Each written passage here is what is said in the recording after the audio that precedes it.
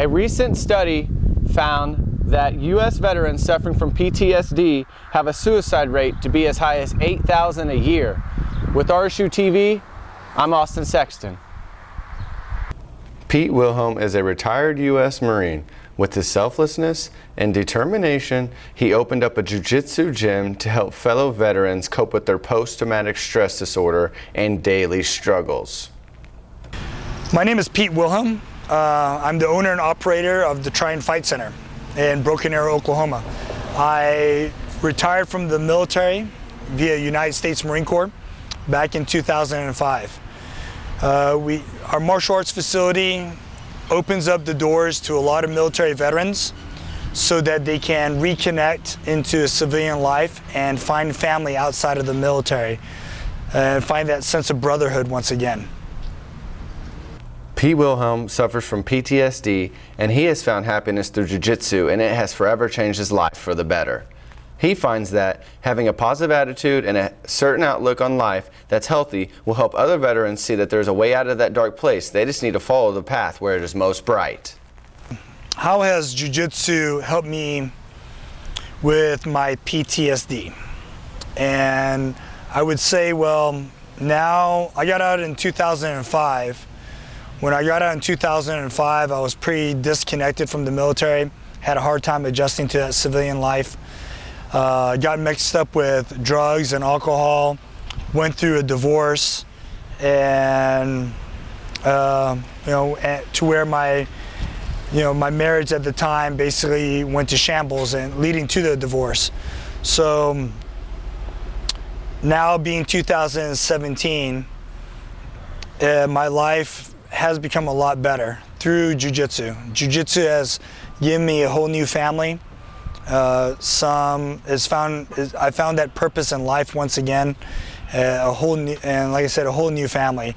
You know, people that I'm not even blood related to that I call family, a new wife, and a very happy marriage. So, jiu-jitsu is awesome, and I would encourage anybody that is dealing with PTSD is to try to find that purpose in life, either it being jiu-jitsu or going to the gym and working out, but do know that there is purpose in everybody's life after the military.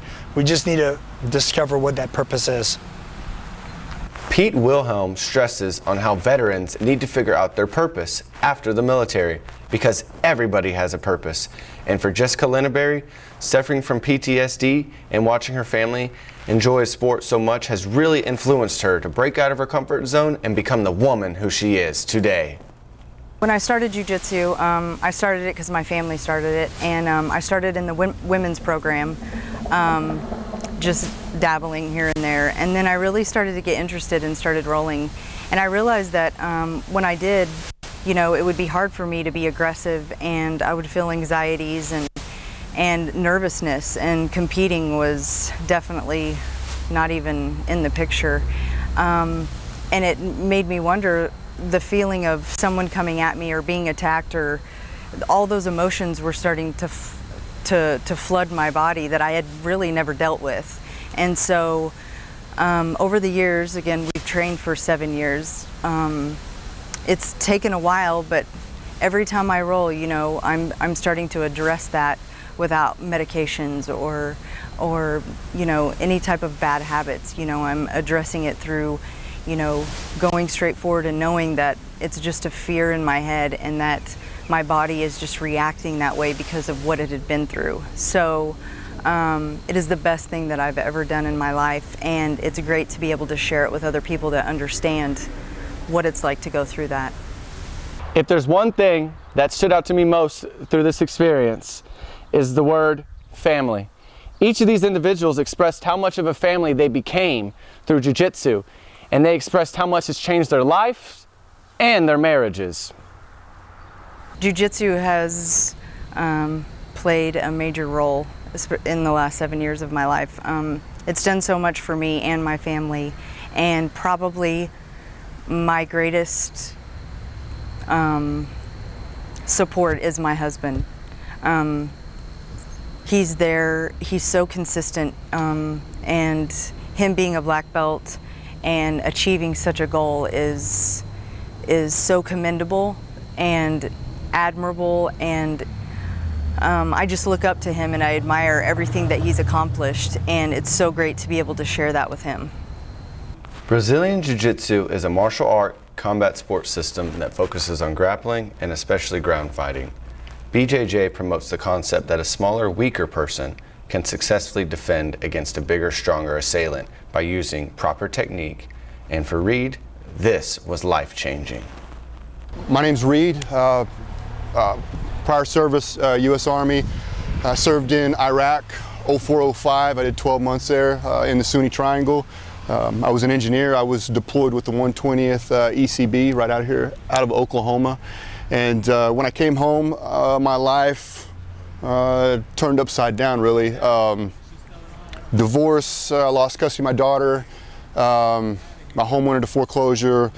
A lot of things went south. One of the things that helped turn things around, though, was I encountered this place called Triton Fight Center. And you know, I walked in and I met Pete Wilhelm, and he pulled me right in and got me on the mat. He knew I was a veteran, and it's been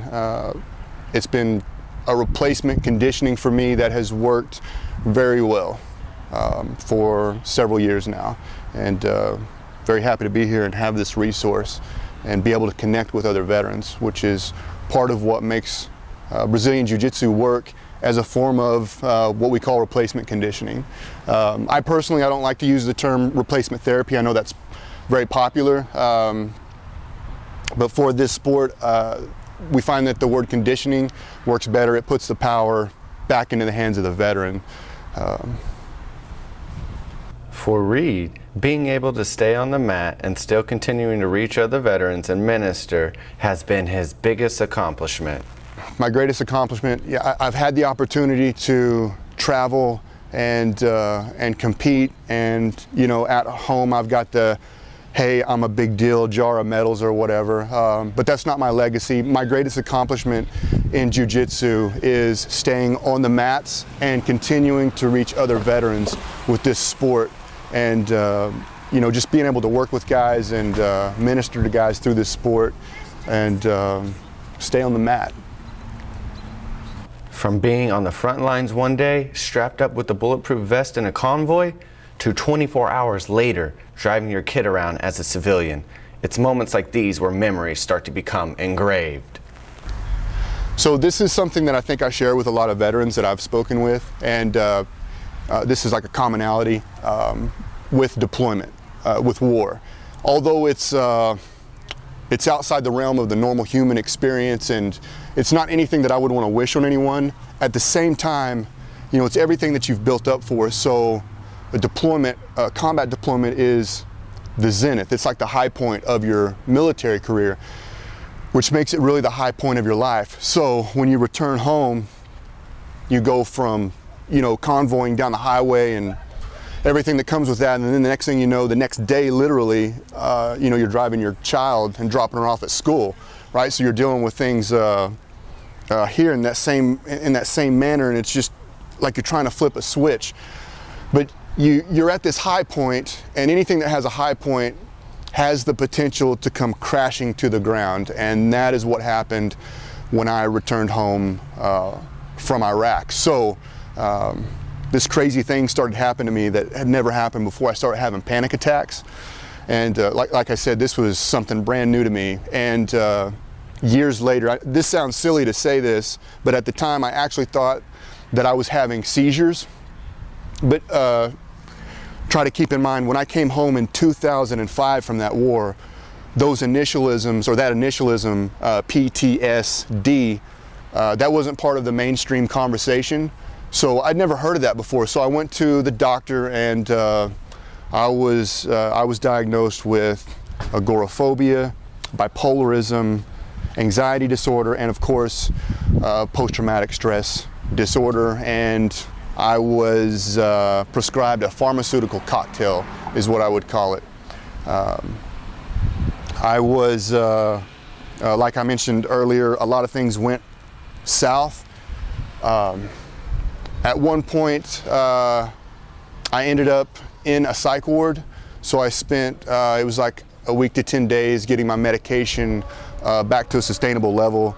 And the VA, I believe with really good intentions, they would always put me back into the world after they got the meds straightened out. And I would end up returning. I would come back to the VA, and it would be like a rinse and repeat type thing. So,